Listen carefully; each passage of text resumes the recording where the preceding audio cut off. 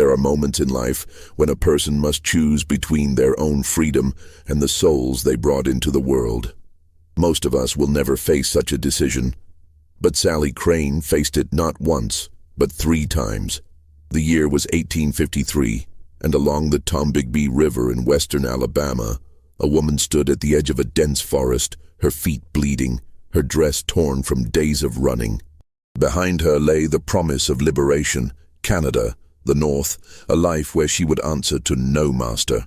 Before her, back through those dark woods, back past the men with dogs and guns, lay something more precious than her own breath: her children.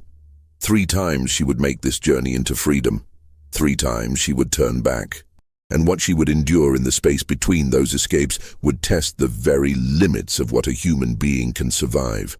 But before we understand why Sallie Crane made the choices that would define her life, we must first understand the world that forced such choices upon her, a world where love itself could become the cruelest weapon of all. Before we continue with Sallie's incredible story, please leave a like if you appreciate these forgotten chapters of American history. Your support helps us bring these voices back from silence. The Thornton plantation sat in Clark County, Alabama, approximately 15 miles from the growing town of Grove Hill. It was not the largest plantation in the county. There were estates twice its size along the river, but it was prosperous enough. 300 acres of cotton, a main house of modest elegance, and 42 enslaved people who worked the fields from dawn until the last light faded from the sky. Robert Thornton had inherited the property from his father in 1848. At 32 years old, he was considered a modern plantation owner. He did not personally whip his slaves, preferring to delegate such matters to his overseer. He kept meticulous records of production and expenditures. He attended church every Sunday and considered himself a reasonable man. His wife, Margaret, was known throughout the county for her delicate constitution and frequent nervous complaints. She rarely left her upstairs bedroom, and the running of the household fell to the senior house slaves, chief among them a woman named Sallie. Sallie had been born on the plantation in 1823, the daughter of a field worker named Ruth and a father whose name no one spoke aloud, though everyone knew he had been a white man, probably a traveling merchant who had visited the plantation when Ruth was 15.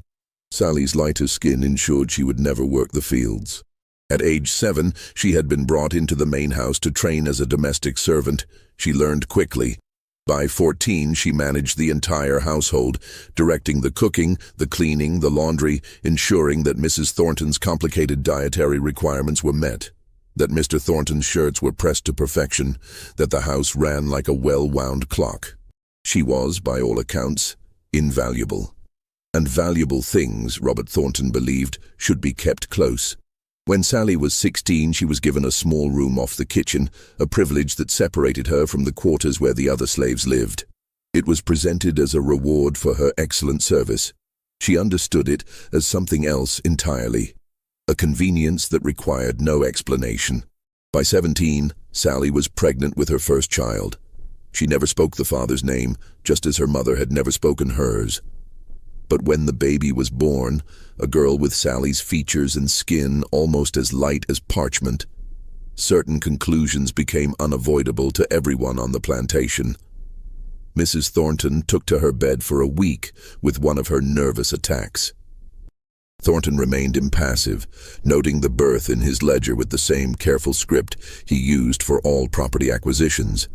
Female child born to Sallie, healthy, named Louisa.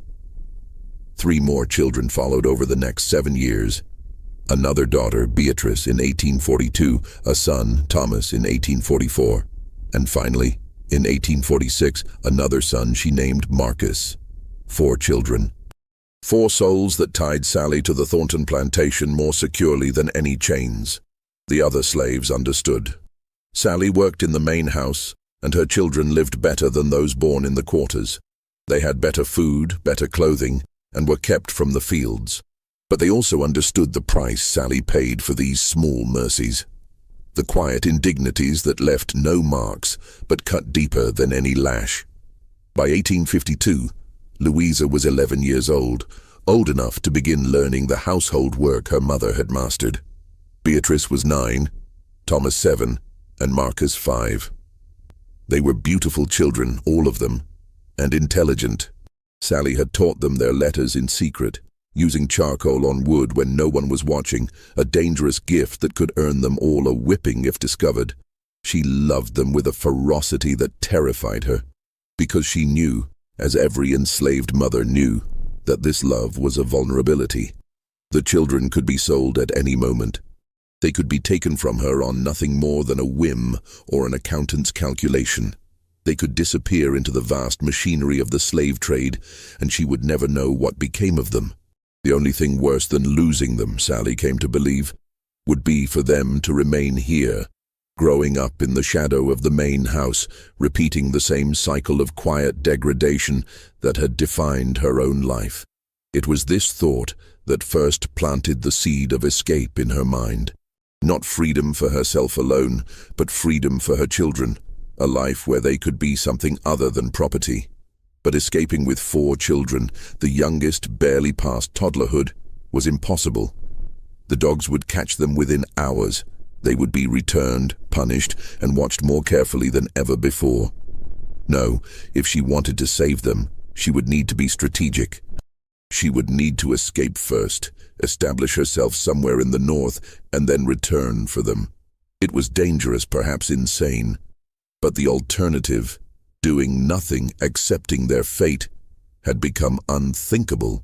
What Sallie didn't know, as she began to formulate her plan in the spring of 1852, was that Robert Thornton was facing his own calculations. Cotton prices had fallen. Debts were accumulating. And among his assets, 4 young children of ambiguous parentage represented a complicated problem that could alternatively represent a solution. The collision between Sallie's desperate hope and Thornton's cold mathematics would set in motion a chain of events that would become legend along the Tombigbee River. A story whispered among the slaves, denied by the whites, but never quite forgotten. It was late April when Sallie first heard the conversation that would change everything. She was cleaning the study, a task she performed every Tuesday afternoon while Mr. Thornton attended to business in Grove Hill. But on this particular Tuesday, Thornton had returned early, and he was not alone. Thomas Sykes, a slave trader from Mobile, sat across from him in the leather chair by the window. Sallie heard their voices as she approached with her cleaning supplies. She should have announced herself, but something in Thornton's tone made her pause just outside the door, which stood slightly ajar. "The children are well-mannered and healthy," Thornton was saying. "The oldest 2 girls could work in a house immediately. The boys are young but strong." "The mother?" Sykes asked. "She won't be sold. Too valuable here. But the children are a different matter." "My wife." He trailed off, and Sallie could hear the clink of glasses, the pour of whiskey. It would ease certain tensions in the household. "I can offer 300 for the lot. The youngest is too young to be worth much, but the older girl, if she's as light as you say, might fetch more in the New Orleans market. Certain houses prefer—" "300 is acceptable," Thornton interrupted, his voice suddenly cold. "But there will be conditions. The transaction must be handled discreetly. I don't want trouble from the other slaves. They're to be collected at night quickly with minimal disturbance." "When?" "End of May. I'll send word." Sallie stood in the hallway, the cleaning rags clutched in her hands, her heart hammering so violently she thought it might burst from her chest. 4 weeks. She had 4 weeks until her children would be loaded onto a wagon and disappeared into the vast nightmare of the Deep South slave trade. 4 weeks to do something impossible. She ran that night. Not with careful planning or strategic calculation, but with the pure panic of a mother who has just learned her children are to be torn from her. She waited until the house was dark, until she was certain the Thorntons were asleep, and then she simply walked out the back door and into the forest. She knew about the Underground Railroad. Every slave knew about it, though the details were vague and contradictory. Go north. Find the river. Look for houses with quilts hanging in specific patterns. Trust certain people, avoid others. It was more rumor than information, but it was all she had. For 3 days, Sallie traveled north through the Alabama wilderness. She moved at night, hid during the day, drank from streams, ate nothing. She could hear the dogs in the distance sometimes searching, but the heavy spring rains had made tracking difficult, and she had rubbed her feet and legs with wild onions to confuse the scent. On the 4th day, hungry and exhausted, she reached the Tennessee border. A freedman in a small settlement there gave her bread and told her she would need to continue northeast toward Nashville, where she might find people who could help. He gave her the name of a church, a password to speak at the door. Sallie stood at a crossroads, literally and figuratively. Before her lay the path to Tennessee, to Nashville, to freedom. Behind her back through all those dangerous miles were Louisa, Beatrice, Thomas, and Marcus. She thought of her oldest daughter, who sang while she worked and had a gift for making people smile. She thought of Beatrice, serious and watchful, who noticed everything. She thought of Thomas, who loved stories and would beg Sallie to tell him about places beyond the plantation. She thought of Marcus, who still sometimes crawled into her bed at night, seeking the comfort of her presence. 4 weeks until they were sold. If she continued north, she might eventually establish herself somewhere, earn money, and try to buy them. But that could take years, and by then they could be anywhere, scattered across the South, impossible to trace. If she went back now, she would be punished, but they would still be there. The choice seemed impossible, but for Sallie it was actually very simple. She turned around and began walking south. She arrived back at the Thornton plantation on the 6th night after her escape. She walked directly to the main house and knocked on the door. When Robert Thornton opened it, candle in hand, she stood on the porch and said simply, "I came back. Please don't sell my children." What happened next would become the subject of much debate in the years that followed. Some said Thornton was moved by her plea. Others said his calculations had simply changed. A slave who would voluntarily return from freedom was a slave who could be controlled through her children, a valuable realization. Whatever his reasons, Thornton did not have her whipped. He did not sell her children in May as planned.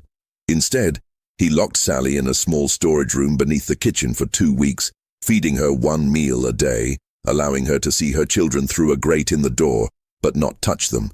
When he finally released her, he explained the new arrangement very clearly.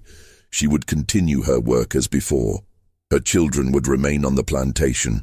But if she ever attempted to escape again, all 4 children would be sold immediately, separately, to the farthest corners of the Deep South, and she would never see them again. "Do you understand?" he asked. "Yes, sir," Sallie said. She understood perfectly. She understood that her love for her children had become her prison, that Thornton now possessed a weapon against her that was more effective than any chains. She understood that she was trapped and that her children were trapped through her. What Thornton didn't understand was that Sallie's first escape had taught her something crucial. It was possible. The North existed. Freedom existed. The route was dangerous but navigable. And most importantly, she had learned that she possessed something rare and valuable, the ability to walk away from everything and the strength to walk back. She would escape again. But next time, she would have a better plan. The months following Sallie's first escape brought changes to the Thornton plantation, subtle at first, then increasingly oppressive. Robert Thornton hired a new overseer, a man named William Pike, who had a reputation for preventing runaways.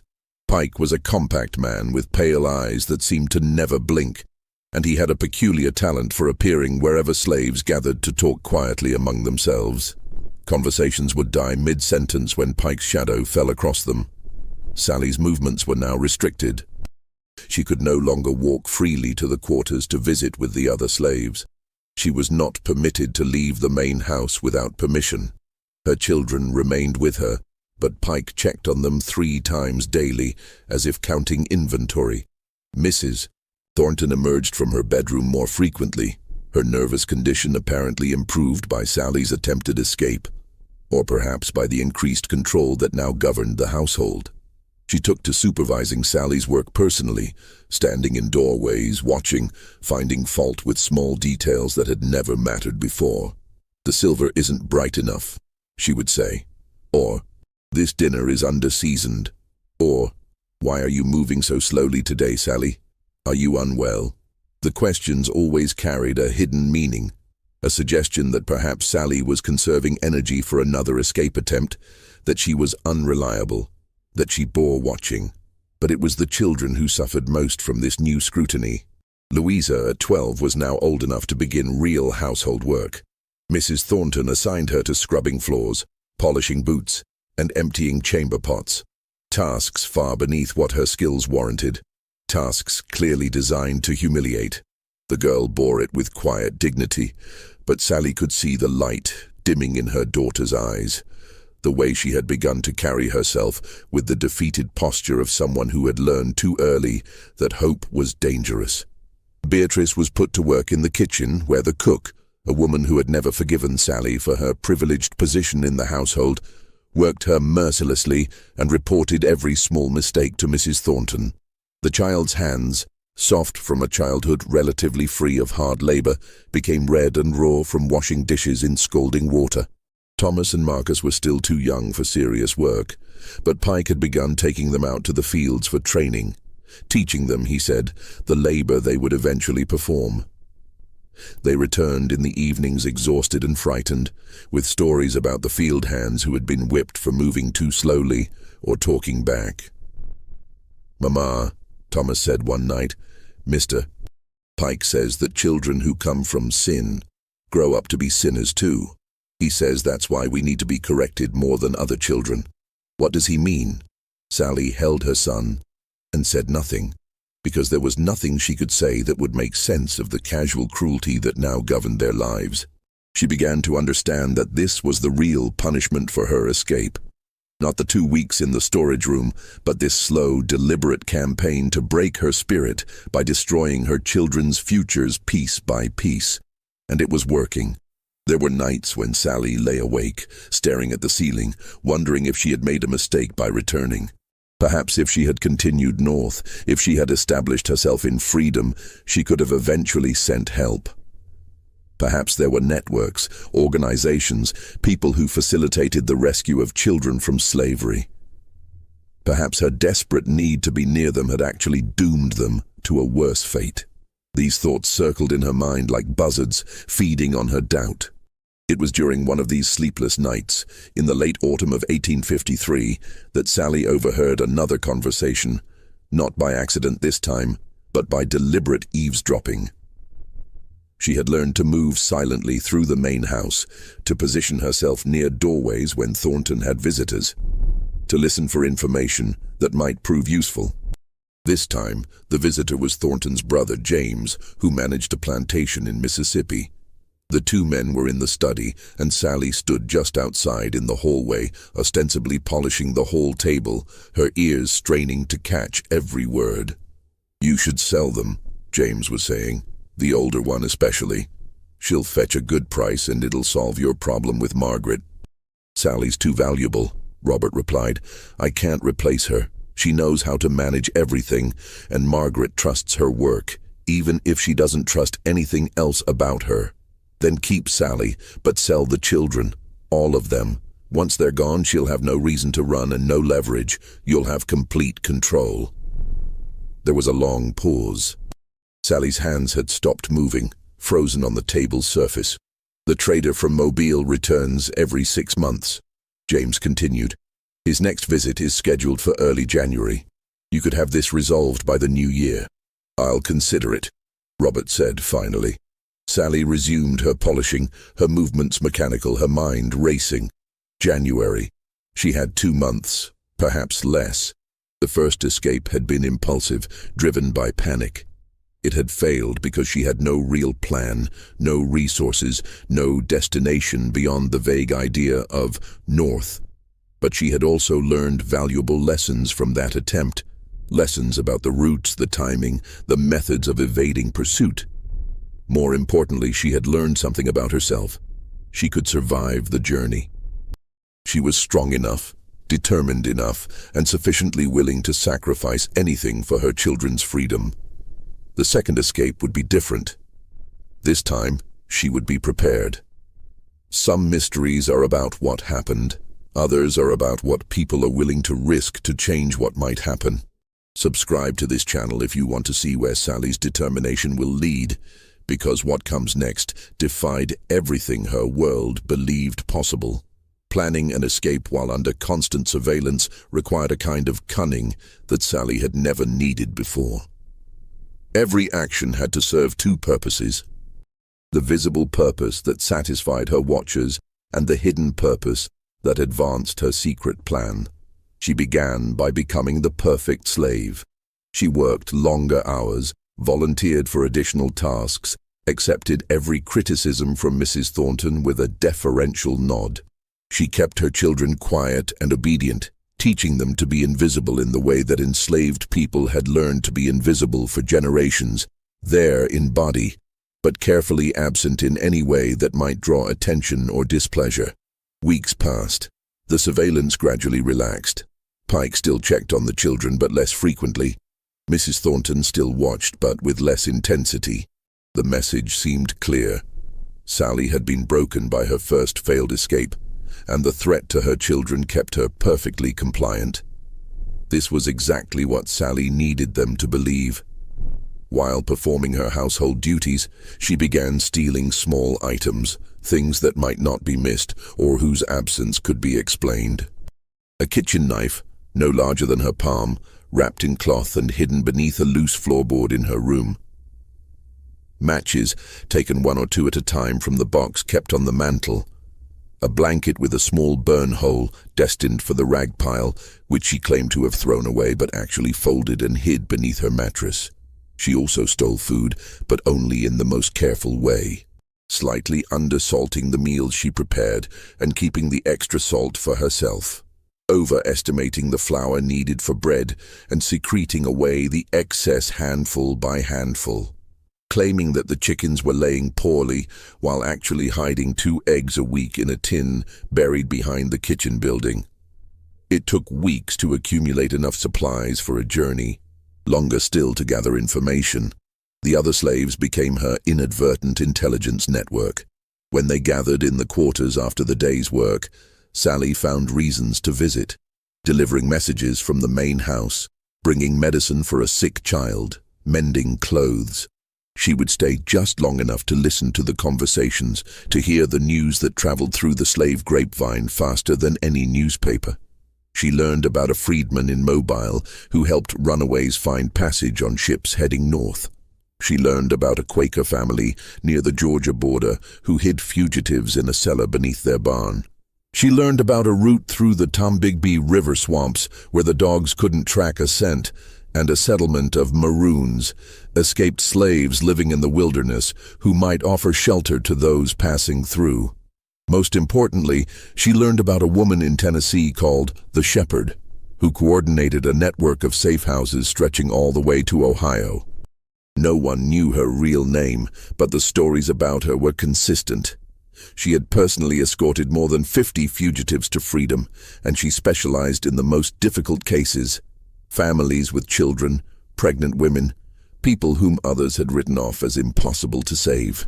If Sallie could reach the Shepherd, she thought, there might be a chance to bring her children out.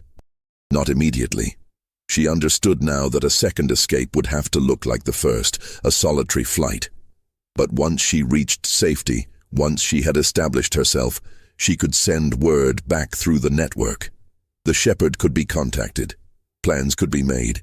It seemed impossible, a fantasy born of desperation, but it was the only plan Sallie had. By late November, she was ready. The supplies were hidden. The route was memorized. The timing was calculated down to the hour. She would leave on a moonless night during the week when Thornton traveled to Mobile for business.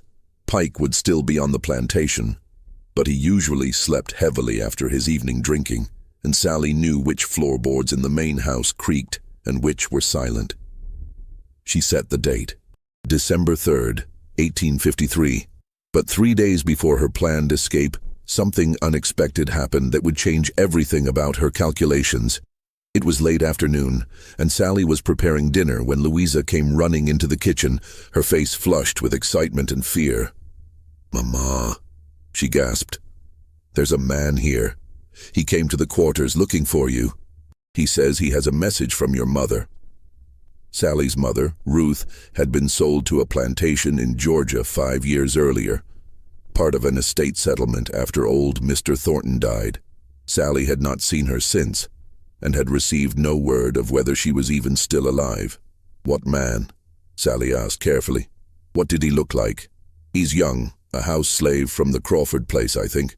He said his name is Benjamin, and he'll be working in the stable tonight, repairing Mr. Thornton's carriage. He said you should come see him after sunset, when the work is done." Everything about this scenario raised alarm. Slaves from other plantations didn't simply appear with messages. The timing, just days before her planned escape, was suspiciously convenient. And yet, if her mother really had sent word, if she was in trouble or had information, Sallie made her decision. She would meet this Benjamin, but she would be careful. That evening, after the dinner was cleared and the dishes were washed, Sallie told Mrs. Thornton that she needed to check on a sick child in the quarters.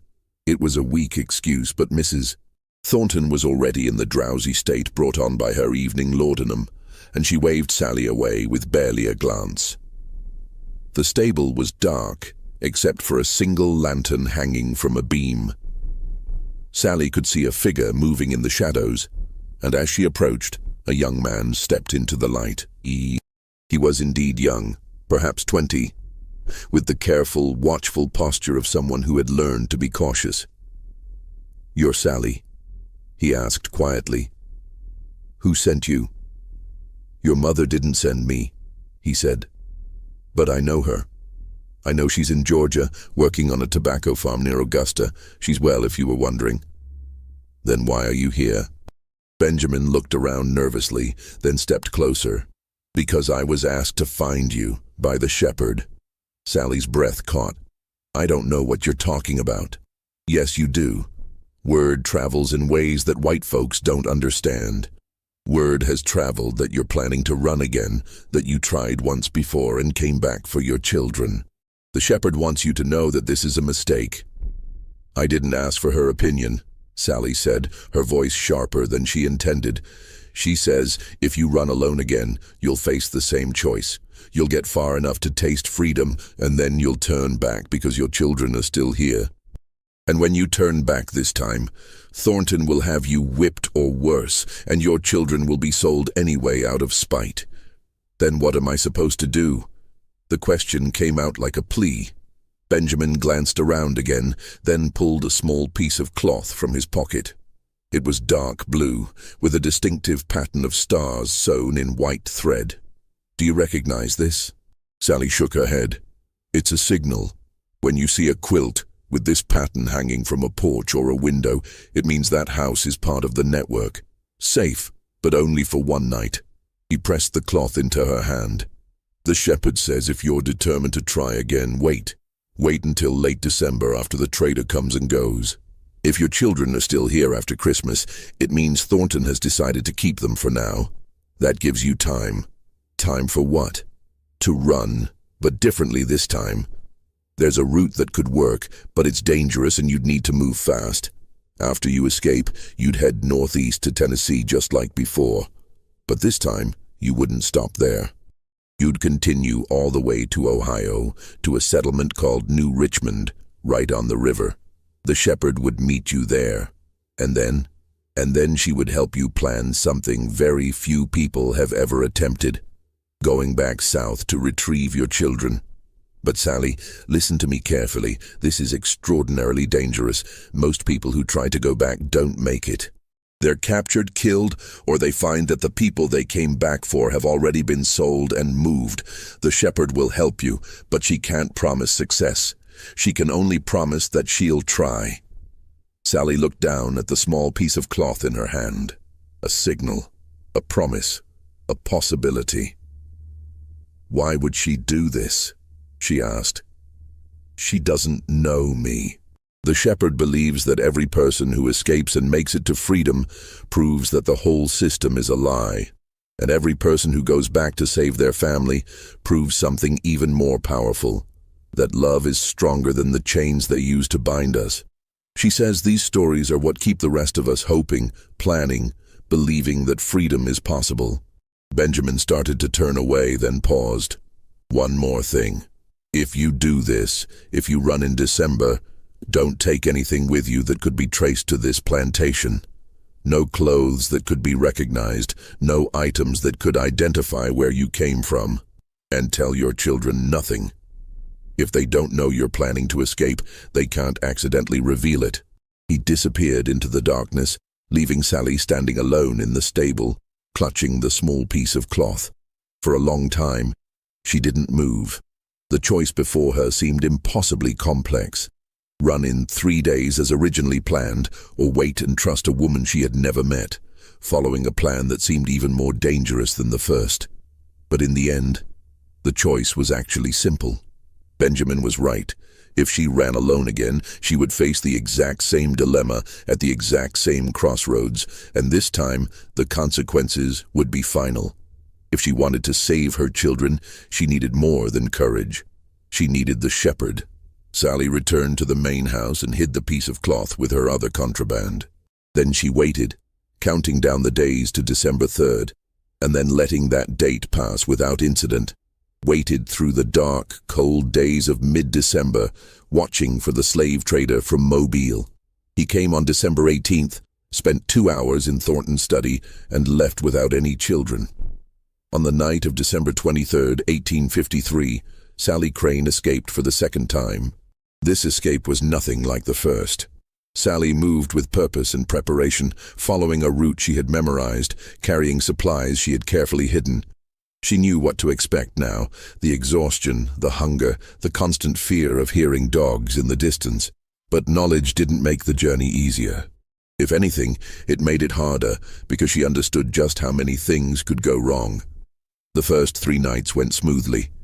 Sallie traveled northeast through the Alabama wilderness, avoiding roads, crossing streams to confuse any tracking dogs, moving in the careful pattern Benjamin had described. Travel until 2 hours before dawn, then find dense cover and sleep until nightfall. Eat sparingly, drink from moving water only, leave no trace. On the 4th night, she reached a small farmhouse with a quilt hanging in the window, the star pattern Benjamin had shown her. She approached carefully, watching for any sign of a trap. When she finally knocked on the door, a white woman opened it, took one look at her, and said simply, "You're expected. Come in."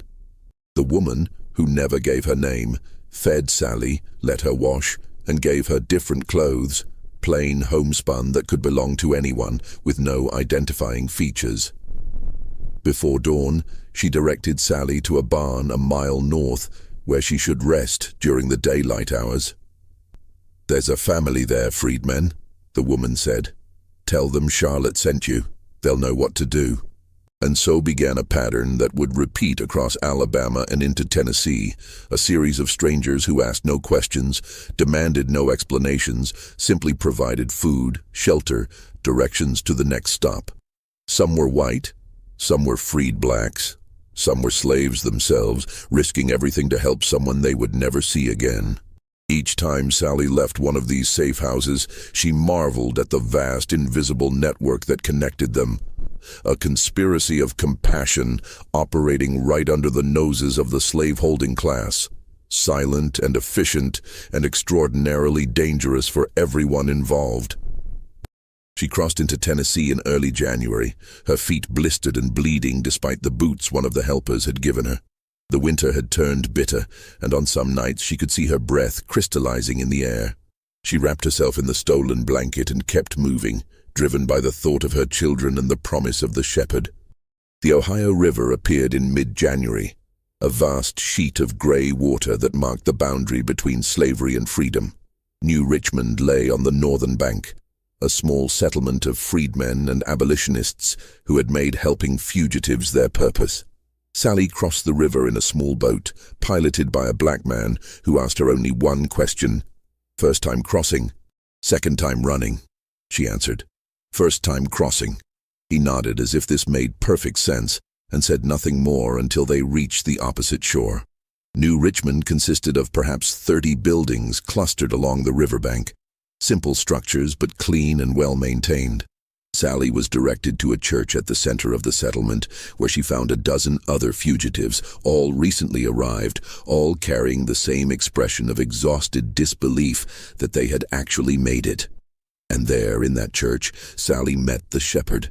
She was not what Sallie expected.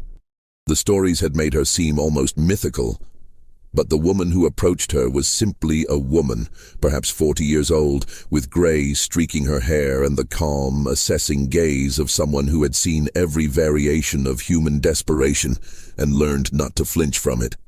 "You're Sallie," she said. It wasn't a question. "Yes, ma'am.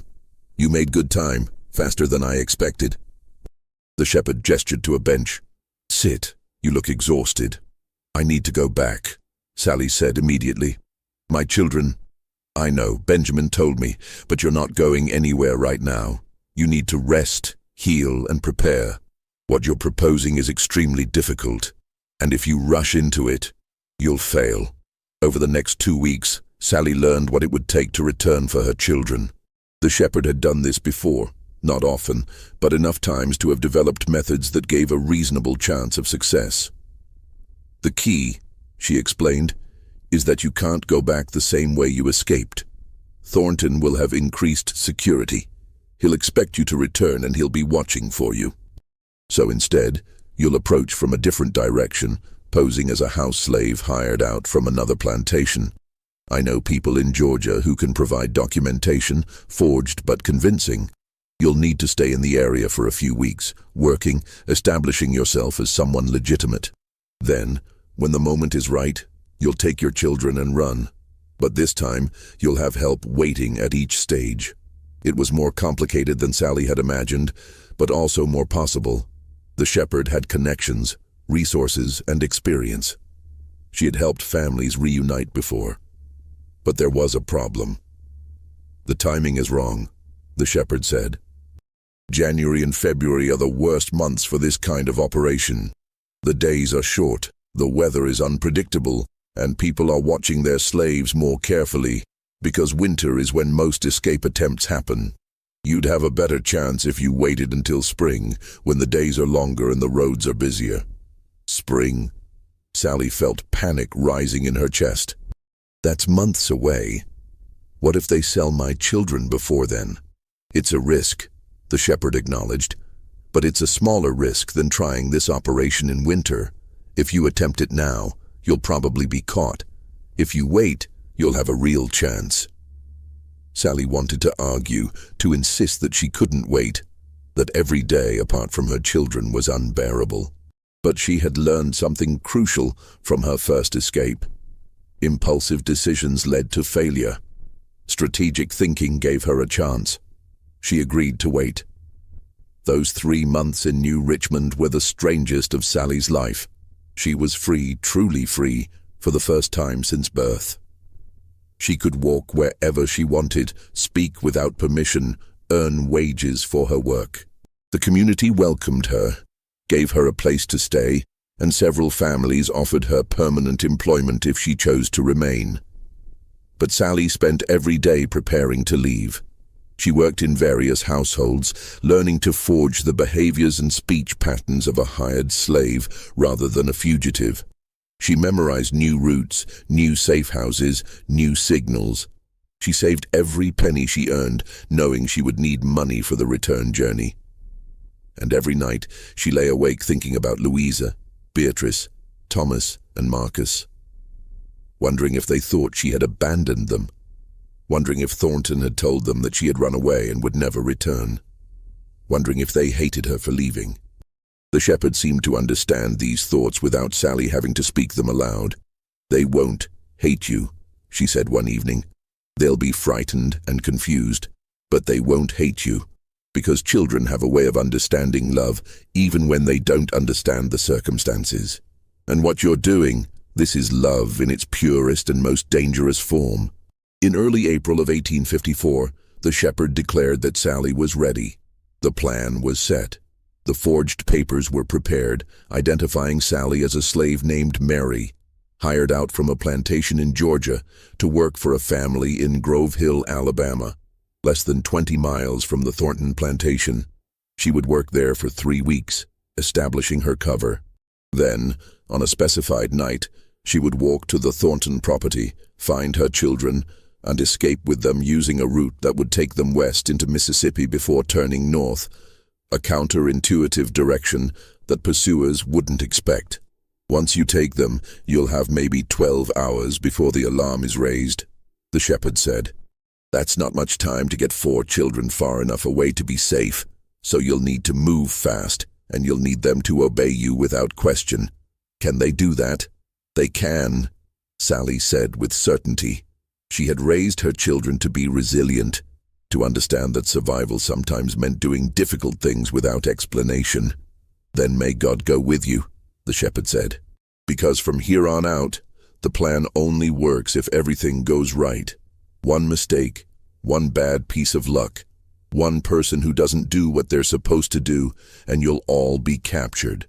I understand, Sallie said. She didn't add what she was thinking, that she would rather die trying to free her children than live safely without them. That freedom without them was just another kind of slavery. That this was not about courage or heroism, but about the simple, terrible mathematics of a mother's love.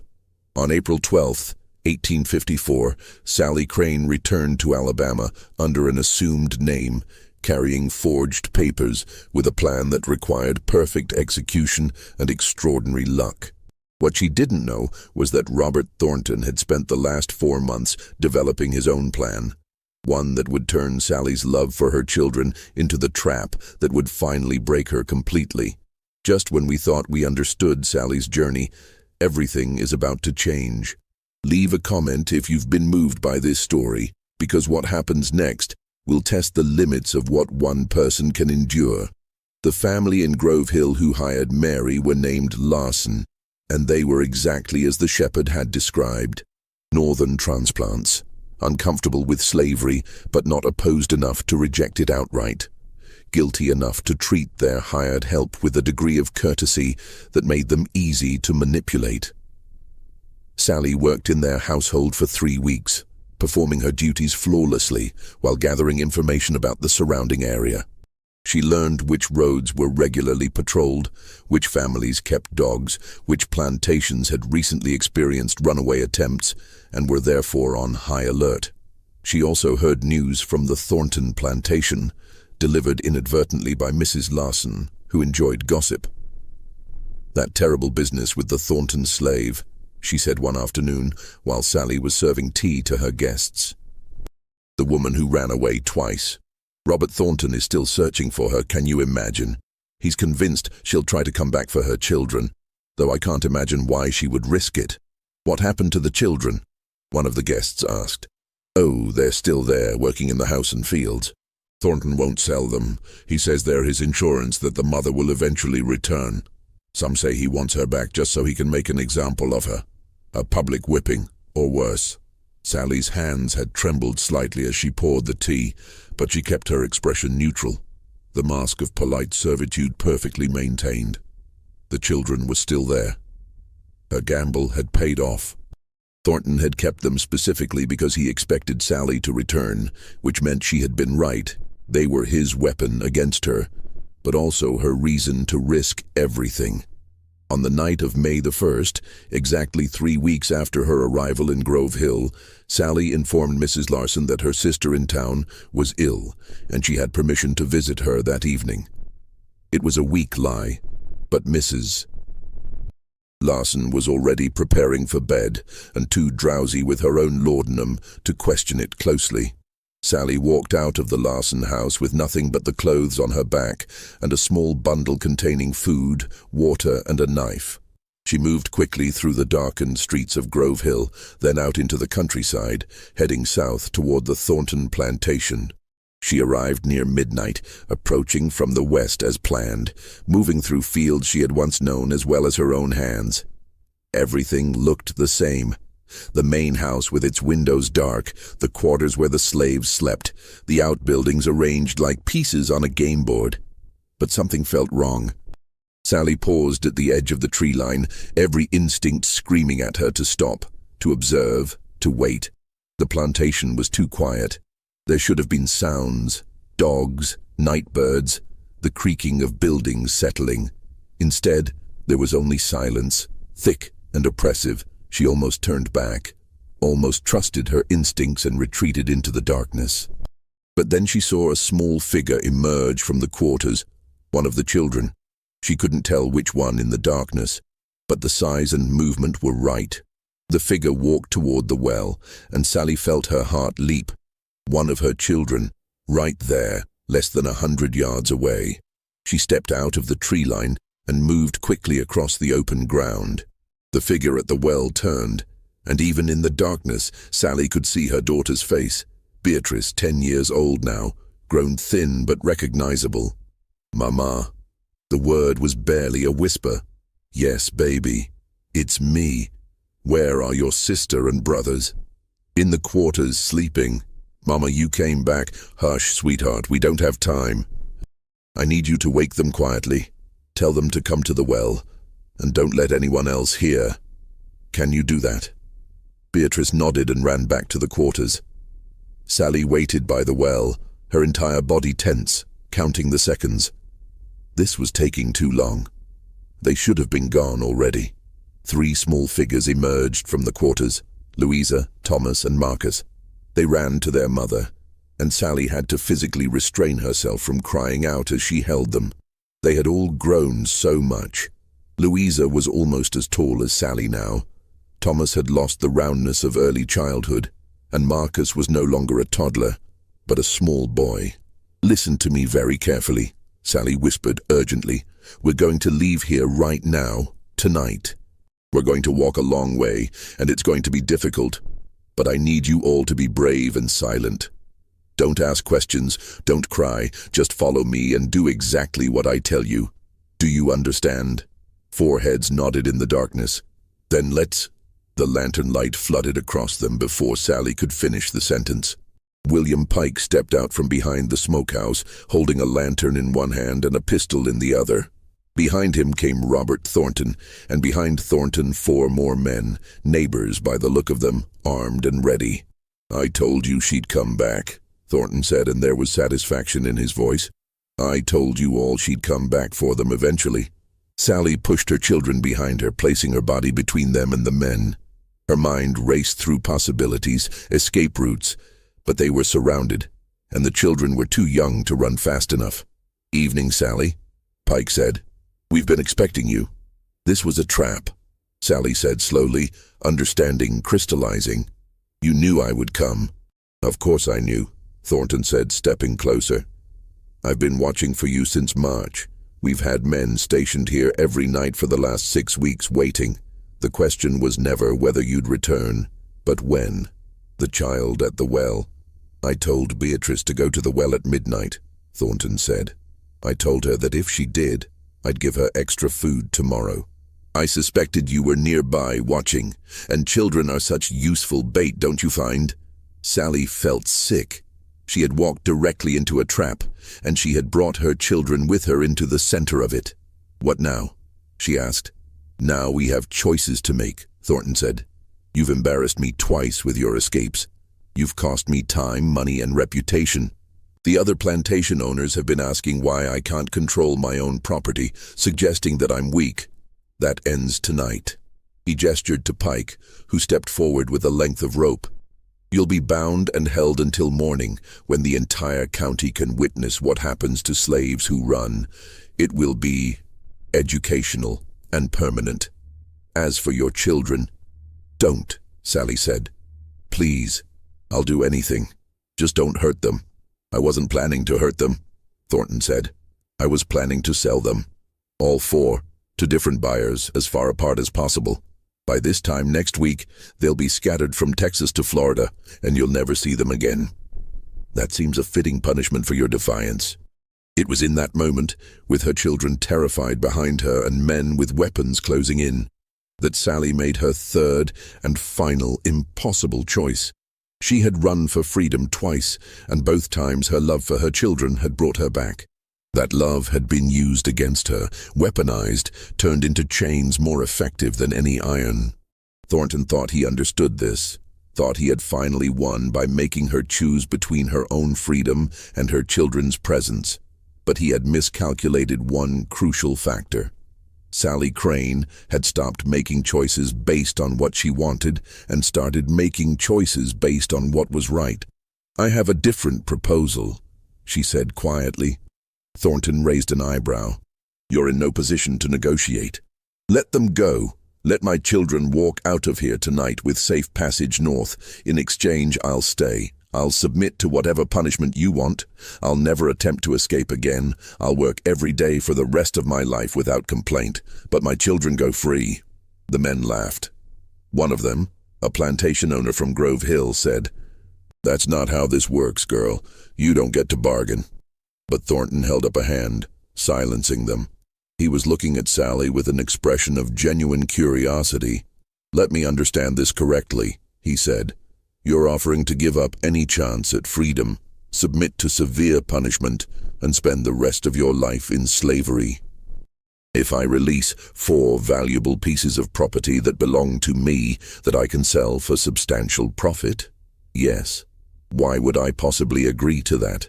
"Because," Sallie said, and her voice was steady now, certain, "keeping me here under those terms is worth more than selling my children. Think about it. A slave who would trade her freedom for her children's freedom, who would voluntarily choose slavery over liberty, that's a powerful story. That's a story you can tell to prove that slaves prefer the security of plantation life to the uncertainty of freedom. That's propaganda worth more than any price the children would fetch." There was a long silence. Sallie could see Thornton considering it, turning the idea over in his mind. "And if I refuse?" he finally asked. "Then you'll have to explain to everyone tomorrow morning why you needed 6 armed men to capture 1 unarmed woman and 4 children. You'll have to explain why your security was so poor that I managed to escape twice and infiltrate your property a 3rd time. People will ask questions about competence, about control. The embarrassment you mentioned? It'll get worse, not better." More silence. Sallie could feel her children pressed against her back, trembling but silent. She silently prayed they would forgive her for what she was about to do. "I won't sell them," Thornton said finally, "but I won't free them either. They'll be bound out to different plantations, hired labor, with contracts that bring them back here every year. They'll be separated but alive and accounted for. And you'll remain here under strict supervision as an example of the maternal devotion that proves the benevolence of our system." It wasn't freedom. It wasn't even close to what Sallie had hoped for. But it was life, and it was the possibility that someday, somehow, her children might find their own paths to liberty. "I agree," Sallie said. And that was how Sallie Crane's 3rd escape ended, not in freedom, but in a different kind of victory that no one watching quite understood. The whipping happened at dawn, in front of the assembled slaves from 3 different plantations. Thornton made it a spectacle just as he had promised. 20 lashes delivered by pike with mechanical precision, while Sallie stood tied to a post and made no sound. She had told her children not to watch, but they did anyway, lined up with the other slaves, witnessing what their mother was willing to endure for them. After it was finished, after Sallie collapsed and was taken to the quarters to recover, Thornton addressed the assembled crowd. He spoke about loyalty, about the bonds between slaves and masters, about how Sallie's choice to return proved that freedom was not always preferable to the security of knowing one's place. It was, as Sallie had predicted, propaganda. But it was also her children's lives. Over the next 2 weeks, the children were bound out to different plantations, as Thornton had promised. Louisa went to a family in Grove Hill who needed a house girl. Beatrice was sent to a plantation near Mobile. Thomas and Marcus, considered too young for serious work but old enough to learn, were placed with farmers who paid Thornton a small annual fee for their labor. They were allowed to visit their mother once per year, on Christmas Day, for exactly 1 hour. Sallie lived another 17 years on the Thornton plantation. She worked in the main house until she was too old to manage the physical demands, then was relegated to lighter tasks, mending clothes, shelling peas, supervising the younger house slaves. She never attempted to escape again, and she never spoke about her 3 journeys to anyone who might record them. But the story spread anyway, in the way that slave stories always spread, through whispered conversations, through coded spirituals, through the invisible network that connected every plantation in the South. The story of the woman who escaped 3 times and returned for her children became a legend, told and retold until it took on aspects of myth.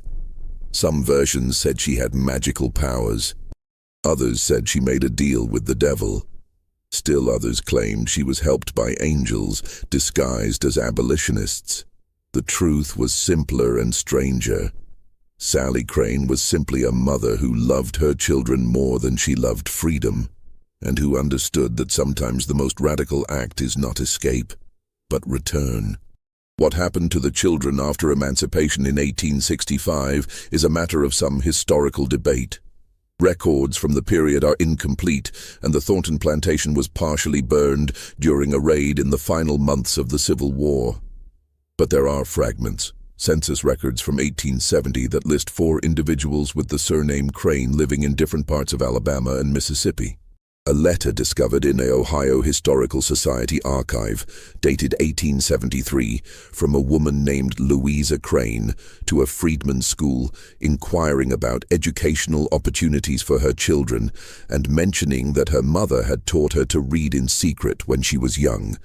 And most intriguing of all, a newspaper article from the New Richmond Settlement newspaper in 1868, reporting on the arrival of an elderly, formerly enslaved woman who claimed to have met the shepherd 20 years earlier and was returning to thank her. The woman's name was not recorded, but the article notes that she came from Alabama and had 4 adult children living in the North. Was this Sallie Crane? The evidence is circumstantial, but compelling. What we know for certain is that Sallie died in 1870, at age 47, never having left Clark County, Alabama after her 3rd return. She was buried in the small cemetery behind the quarters, in an unmarked grave among dozens of other unmarked graves. But the fact that her story survived, that it was remembered and repeated and eventually written down, suggests that her choices meant something to the people who witnessed them, something that transcended the brutal mathematics of slavery and spoke to a more fundamental truth about love, sacrifice, and the different forms that freedom can take. There are historians who argue that Sallie Crane made a mistake, that she should have continued north and never looked back, that her maternal instinct was manipulated by Thornton to serve the interests of the slaveholding class, that her story was used as propaganda to justify an evil system. These historians are probably right. But there are other historians who argue that Sallie Crane understood something that her captors never did, that true freedom isn't just about where you live or who controls your labor, but about the ability to make choices that reflect your values, even when those choices come with terrible costs. That by turning back 3 times, she retained a form of autonomy that pure escape could never have given her. These historians are probably also right. The truth, as with most truths about slavery, is complicated and painful, and doesn't resolve into easy lessons. What we're left with is the story itself, of a woman who escaped 3 times, who returned 3 times, who was caught once, and who made a choice that saved her children at the cost of her own freedom. Whether that choice was right or wrong, heroic or tragic, is not for us to judge from our safe distance in time.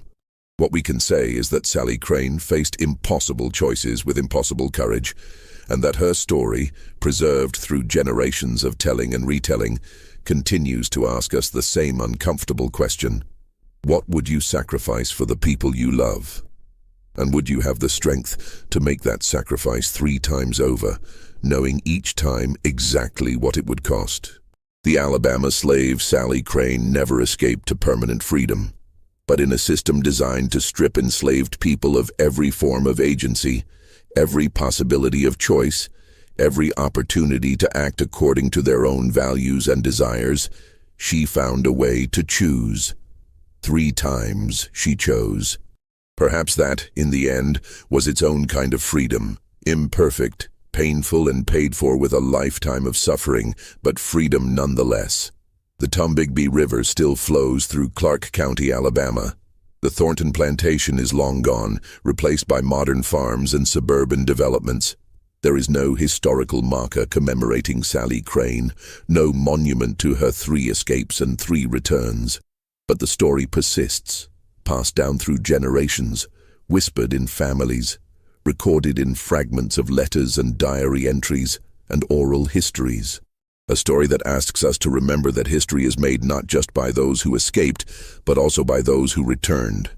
Driven by love, trapped by circumstances, making impossible choices in impossible times.